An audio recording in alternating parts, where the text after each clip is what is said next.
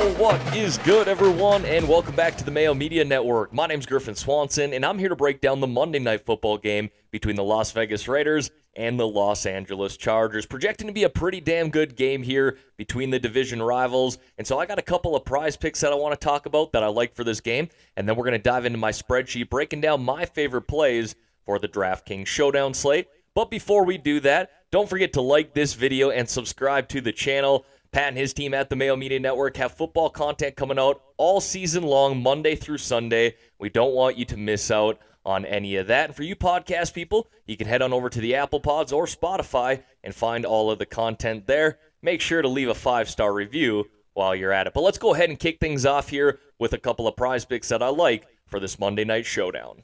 All right, so I'm over on the PrizePicks.com website here now. Just look at how many different sports we can pick from. We got college football, NFL, MLB, MMA, some early NBA props, and a number of different player props here as well. So a lot of different ways that we can mix and match when it comes to Prize Picks. Now, for those of you who haven't signed up yet and want to do so, or maybe want to sign up in the future, make sure you use code MMN upon sign up for up to a $100 match deposit. It is completely free money too, house money.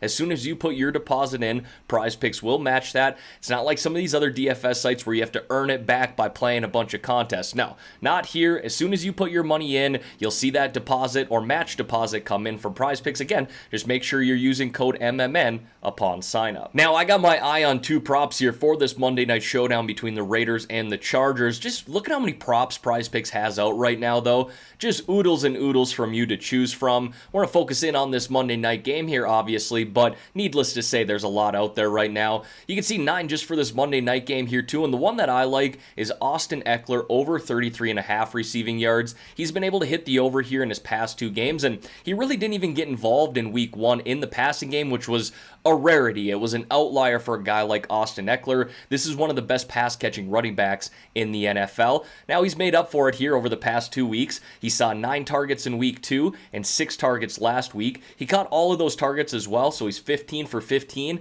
and he hit 61 and 52 receiving yards in each of the past 2 games as well. Think he gets it done on Monday night too here against this Raiders defense, who's allowing on average 32 receiving yards to opposing running backs to start the season, and they've yet to play a pass-catching back like Austin Ekeler. So the first pick that I like here is Ekeler over 33.5 receiving yards. And then I'm actually going to stick with Austin Ekeler with this other prop as well. We're going to head on over to the touchdowns. Now, this is not rushing or receiving specific. We just need him to score, period. So I'm going to take the over on half a touchdown there. We just need him to get one. You know, I mentioned earlier, one of the best pass-catching running backs and a guy who can catch receiving touchdowns. But what was even more intriguing to me here is the number of opportunities that he's getting inside of the red zone. He's tied for 6th amongst all running backs for touches inside the red zone, so within 20 yards. He's tied for 7th with the most touches inside the 10-yard line, and tied for 10th with the most touches inside the 5-yard line. So this guy's being used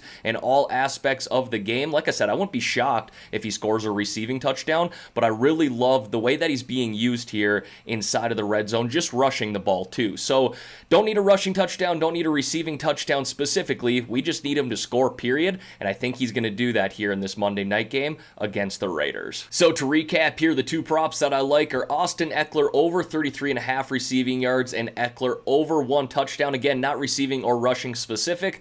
We just need him to score. And again, we can approach this 2 different ways, right? The flex play or the power play. If we go the power play route, we will need both picks to hit, but it does increase the payout. Again, for those of you who want to sign up, make sure you use code MMN upon doing so for up to a $100 match deposit. But all right, folks, let's dive into the spreadsheet here, breaking down that DraftKings Showdown slate.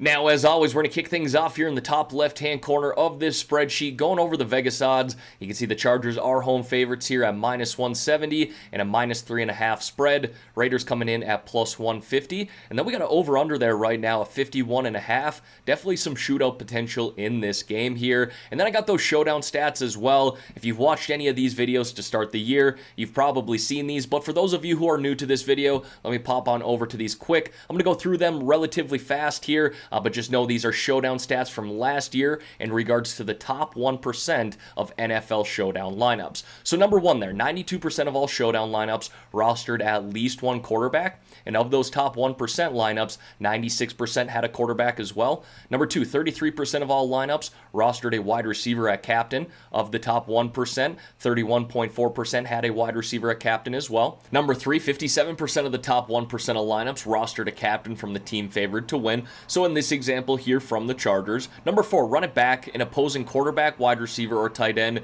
was included in 88.9% of winning lineups that rostered a quarterback, wide receiver, or tight end from the other team at captain. Number five, ignore defense and kickers in the captain spot. Very rarely does that work. Only 1.1% of the time last year for the top 1% of lineups. And number six, don't play more than two kickers or defenses in the same lineup. Usually one is fine. But all right, everyone, let's go ahead and dive into my favorite plays here, kicking it off with the captains. And y'all know the drill when it comes to these showdowns. What I do is I list out a captain from both sides of this game. First one I got there is Darren Waller for the Raiders. And look, this Chargers defense has been good to start the year, but the one position they've kind of struggled against has been the tight end.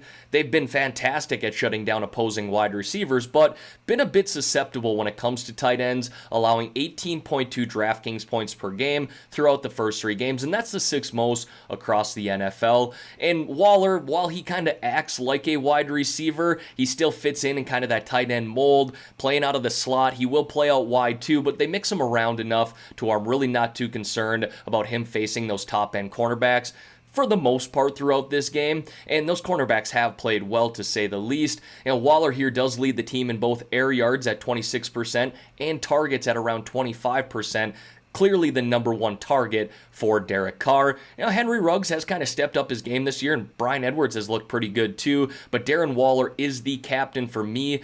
I wouldn't mind putting in someone like Josh Jacobs here as well, assuming he has his full role on Monday night, but that's the big question mark, right? Is he going to get a full workload after missing the past 2 weeks? So I'll touch on that more as we get into the flex plays, but Darren Waller is my favorite captain play for the Raiders on Monday night. And then on the Chargers side, I like Keenan Allen. He's the fourth most expensive Charger player, which is really nice value in my opinion. Justin Herbert, Mike Williams, and Austin Eckler are all priced above Keenan Allen, and I thought he would have been the second most expensive player. Now look, I know Mike Williams has been balling out throughout the first 3 weeks, but Keenan Allen is still the most targeted wide receiver on this team. You can see there he leads the team with a 27% target share and is second on the team in air yards with 32%. That's not a low number by any means. Yes, Mike Williams is slightly ahead, but again, I was just kind of surprised to see Keenan Allen this cheap. He's not super cheap, but the fourth most expensive Charger? Yeah, sign me up for that. He scored 17.8, 19, and 22 DraftKings points throughout the first 3 games. This guy is damn near locked into 10-plus targets week in and week out. The chemistry between him and Herbert has been very real since Herbert came in last year, so I like him here. You know, I do like Herbert as well, Mike Williams, or even Eckler in the captain spot, but it's going to be Keenan Allen for me come Monday night. Now moving on down here to the flex plays, kicking it off with both quarterbacks. Something you'll probably see me highlight in 99% of these showdown spreadsheets. You know, I go back to stat number 1 here. 92% of all showdown lineups rostered a quarterback last year, and of the top 1% lineups, 96% had a quarterback as well. So it's almost inevitable that you're putting a quarterback in your showdown lineup, and I don't mind either one of these guys here in this showdown slate. You know, Herbert here has a great floor and a great ceiling. He's yet to score below 18 DraftKings points this year, and barely did that last year either. With a ceiling of 30-plus DraftKings points, we saw him do that last week. He's got some sneaky rushing upside as well. Hasn't really needed to use his legs a whole lot this year. His arm is fantastic, don't get me wrong, but a guy who does have some sneaky upside running the ball, and just weapons galore to throw to. You could stack him up with Keenan Allen, you could stack him up with Mike Williams, or even Austin Eckler, who again is one of the best pass-catching running backs in the NFL. So I like him here. You could even sneak him in the captain spot if you wanted to,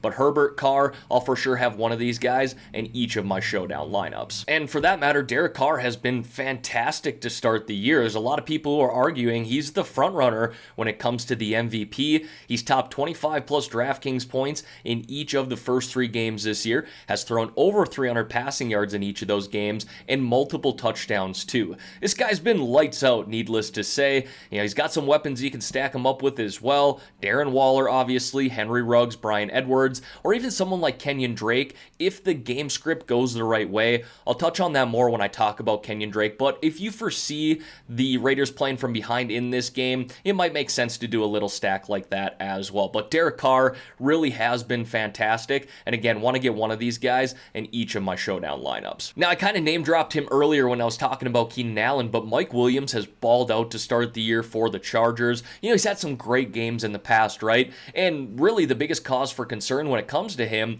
is staying healthy. That's not something we've seen him do throughout the course of his career. I'm really hoping he can stay healthy this year because he is just off to an incredible start. You can see there 22.1, 22.2, and 36.2 DraftKings points in the first 3 games. He leads the team in air yards around 34%. So like I said, slightly above Keenan Allen, but he's seen at least 9 targets in each game this year as well. That's very encouraging. So you could definitely put him in the captain spot. I was a bit surprised to see him more expensive than Keenan Allen, but I'm 100% okay with that. He rightfully deserves that price bump up. I mean, he has outscored Keenan Allen in every game this year. I mean, not by a whole lot, but certainly been the better of the 2 players. Again, I still like Keenan Allen in the captain spot, but you could make the argument for either one of these guys, and he's definitely used a little bit more in the red zone, a guy who can go up and make those contested catches, and boy has he made them this year. I like him at 10.2, whether you want to put him in the captain spot or flex play. I'm definitely going to have some exposure to Mike Williams. And then we got Austin Eckler there, the guy who I really like when it comes to prize picks in this Monday night game. Think you could put him in the captain spot as well. He's really started to find his groove here over the past 2 games, getting involved in the passing game. Like I said, he saw 15 targets in the past 2 and caught all 15 of those targets. He's got a 20% target share as a running back. I mean, that just in itself shows you that this guy is one of the best pass catching running backs in the game. Very rarely are you going to see running backs getting a 20% target share. That's why I like the over on his showdown prop of 33.5 receiving yards for PrizePicks. So like him at 9.6 here. Again, you can use him in the flex play or captain spot. I think he's going to be just fine here in this matchup against the Raiders. Raiders defense has been a little bit better this year from what we've seen over the past couple, but I think the Chargers are going to be able to score points against them. Now, the next play here is one you're going to have to keep an eye on. Josh Jacobs has missed the past 2 games due to an ankle injury, but he's practiced in full here as of Friday and Saturday, so I am expecting him to play. And the Chargers, as good as they have been at stopping opposing wide receivers this year, they, for the life of them, cannot stop the run. They're allowing 170 rushing yards per game to opposing running backs.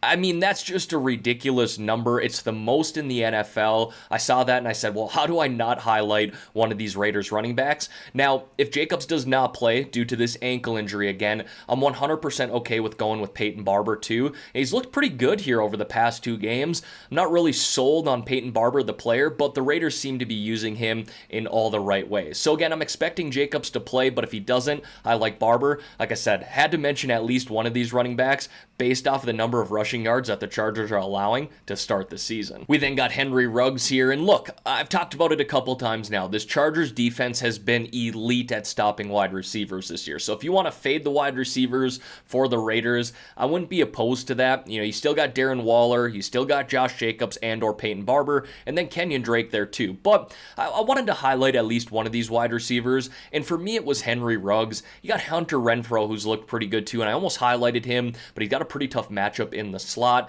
With that being said here, Ruggs has kind of started to find his groove over the past 2 games. He's got 7 targets in each of those games and his top 78 receiving yards. He's second on the team in air yards too with 25.7%. That's really what this guy is notorious for. Taking the ball deep, he's a speedster, and he can score a touchdown really at any point in the game from anywhere on the field. He's got that Tyreek type game-breaking speed. He is not Tyreek Hill, I'm not saying that, but that's really what they drafted for him for in the first round last year. They drafted him above Jerry Jeudy, CeeDee Lamb, and Justin Jefferson.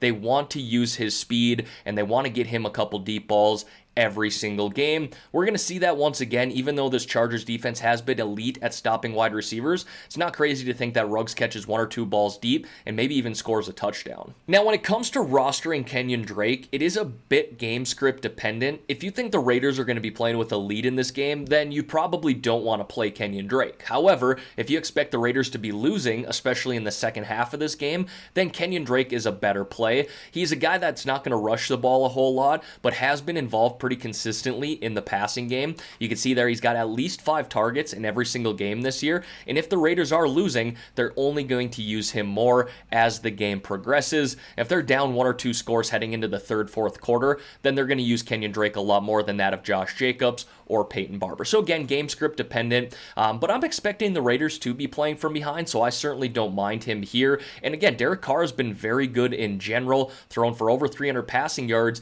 in each of the first 2 games, so you could even do a little stack there with him if you wanted to, making your lineup a little more contrarian. We then got Daniel Carlson there, the kicker for the Raiders, who has been great to start the year. His numbers really speak for themselves. He's 9 for 9 when it comes to hitting field goals, and he's got a leg on him as well. He's a guy who can hit from 50 plus yards out, but just look at his DraftKings numbers there. 11, 13, and 17 DraftKings points to start the season. That is absolutely crazy for a kicker.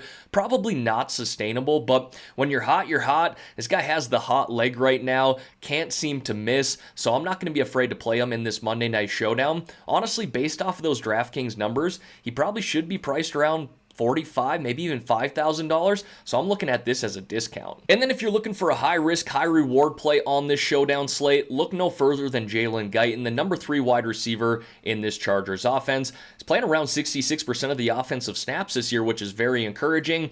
Just doesn't see a lot of targets. You know, Mike Williams, Keenan Allen, and Austin Eckler usually take those from him, but he does lead the team with a 9.88 ADOT, average depth of target, so he's got that deep threat appeal. We really haven't seen him take a deep ball to the house this year. We saw it a handful of times last year, though, and that's what you're going to get here at $2,400. Kind of a make or break play. So if you're looking for a low-priced option with a bit of upside, that's Jalen Guyton for me. All right, everyone, that is going to wrap up this showdown video here for today. As always, thank you all for taking the time out of your day to watch these videos. Don't forget to like this video, subscribe to the Mayo Media Network. Like I said, they got football content coming out Monday through Sunday all season long, and you don't want to miss out on any of that. And as a reminder, for those of you who want to sign up for PrizePicks, make sure you use code MMN upon sign up for up to a $100 match deposit. Now, I hope y'all had a great Sunday and won some money. Let's keep that rolling into Monday as well. I'm out of here.